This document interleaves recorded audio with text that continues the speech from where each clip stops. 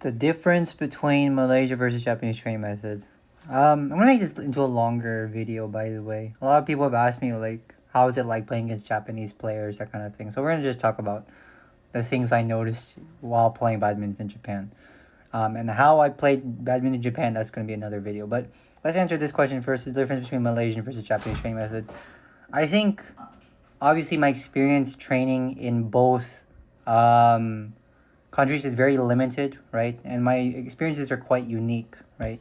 So I did one-on-one coaching in both countries. In Malaysia, it was for a month. In Japan, it was only for a week. Technically, it was just one session, actually. So experience is very limited. But with that being said, I can still talk about um, what was, I guess, different. And it starts with, I guess, the focus. So in Malaysia, with with Coach Seto, um, from the first session, immediately we're focusing on pitik, right? We're focusing on the finger power. We're focusing on that kind of like first half of the mid court. So behind the service line and about, I would say, maybe 18 inches back in that area, right? The kind of the mid court, kind of the front court, where a lot of flat game is played. And that was what we focused on. That's kind of what I noticed the most improvement in is in the drives.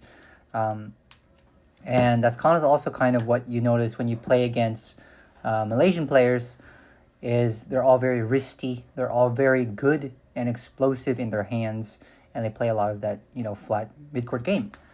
When it came to my training with Japan, like yes, I did have some input in how I wanted to train and what I wanted to focus on. I also did watch some other students play and train with their coaches, so I'm kind of giving you guys my observations and my personal experience. So, from what I noticed from these other kids that were also training alongside me, it's a lot of repetition, right? It's a lot of not making mistakes, right? They value consistency and what's the word I'm looking for? Like safeness almost, like high percentage shots, right? We would say sa Pinas, right? Sure shots, right?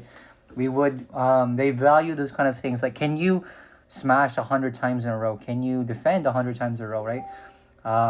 There was less focus on calculated risks, which is kind of the opposite, I guess, value that I saw in Malaysia. For example, in Malaysia, 2 weeks in, Danu's already teaching me like slice drives, deceptions, no looks, those kind of things. Those things that you can't use every time, but if you know when to use and you pull it off properly, you can get a quick point here and there, right? And we call that a calculated risk because obviously, if you miscalculate, then you lose the point. But if you calculate it correctly, the risk to reward ratio is quite good, and you can usually score an easy point. The Japanese, right, and I'm talking with Coach Kyoji about this as well, they don't really teach deceptions. They don't really teach, what's another word, like sliced drives and other kind of double actions, stuff like that as much. They rather prefer that, their players, play the sure shots and kind of earn points honestly, if that makes sense, right? No flick serves, no drive serves. Just, can you play a quality short serve? Can you play, a predictable net? Can you play a predictable lift? They want to earn their points through hard work, if that makes sense. And you can kind of see this translate into like even like the higher levels of badminton. Like if you look at, Japanese pro players that in any discipline, right? Not many of them are very deceptive. Like there are some notable exceptions. There's Watanabe, who has insane vision of the court. There's Yamaguchi, who is a wild card, right? But for the majority, they all play very consistent, like very rally style, hardworking, like what's the word I'm looking for? Play style, like what's her name? Okuhara, right? I think it's Okuhara, the short girl that retired recently, who just like retrieved, and just ran all over the court. Momoda was like obviously the most well-known example of this, who just played a very solid game, right? He didn't have the craziest smash. He just had insane defense. He had phenomenal lifts and he had a solid straight net, right? So that's a very good implementation of that. And then you have on the other side, right, on the Malaysian side, you have what's his name, Aaron Chia, who has an insane hand. His partner, which his name is blanking on me right now, who is very explosive in the back. You have players like Govi Shem, but yeah, yeah. So that was kind of like the ranting part of that. And then what I noticed when I'm playing against the Japan players, it's kind of honestly everything tracks. So what I mean by that is, um, even when I played for the first time at these groups or these clubs, badminton is universal. That's what's beautiful. It's like you can plop into any club, and assuming that you are of high enough level, you will be able to rotate immediately. People are able to communicate. Even if I don't speak Japanese, even if I don't really speak English, well, they know I'm going to flick. They know I'm going to play long. They know I'm going to play, this shot, this shot. I don't really have to communicate that much. Um, like what shots I want to play, or if I want to rotate to the front, which was nice, which means that there is a, what's the word I'm looking for here, standardized way of teaching Japanese players, excuse me, how to play badminton, which trickles down to the hobby intermediate level. I also noticed that, like what I said earlier, they like to play a very honest game. I think I was flicked twice in my entire week of Japan, and I think it's because some of the better players noticed that, I was very aggressive on the service return, which I found Japanese players to not be. Most of the Japanese players usually would just either play something into the midcourt or play like a cross driver lift. That's what I noticed the most. Something very safe, passive, put a little bit of movement pressure on the opponent, but all in all, wasn't really risky.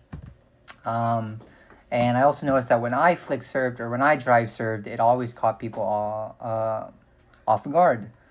And yeah, and in terms of play, I would say that there was a few things that kind of contributed to what I'm about to say. One, the shuttle is slower in Tokyo, especially right now because it's colder. So even though they're using faster shuttles to compensate, because it's colder, the air is thicker, your shuttles are going to be a lot slower than compared to here where it's always hot. So the shuttles are fast even if you use bad shuttles. And granted, right, in Tokyo we're using F80s, right? We're using F80s, and the queuing super cheap, and that's besides the point. But so it's cold, and also Japanese people are not that tall, and they're also not that physically strong.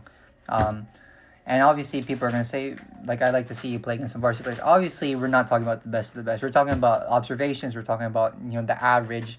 What I noticed on average is that the Japanese player does not hit that hard. They, again, are going to prefer steepness over just raw power and coordination with their partner, which, again, interestingly enough, like, kind of coincides with, like, Japanese values and culture. And it's always just, like, interesting how, like any country's culture subconsciously affects how they're taught badminton, which is something I've also noticed. And that's also another rant for another day. But with those two things in mind, I was able to play a lot of like counter drives, which was fun. But yeah, also because they understand that they need to coordinate with their teammates in order to successfully and reliably earn points.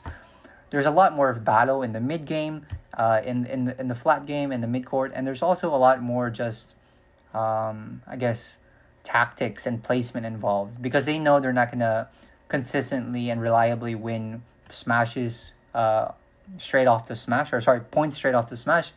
There's a lot more, tricky shots. There's a lot more drops. There's a lot more just good placement, and overall, like a more, I guess for me, rewarding kind of time because I enjoy that kind of badminton. I play that way.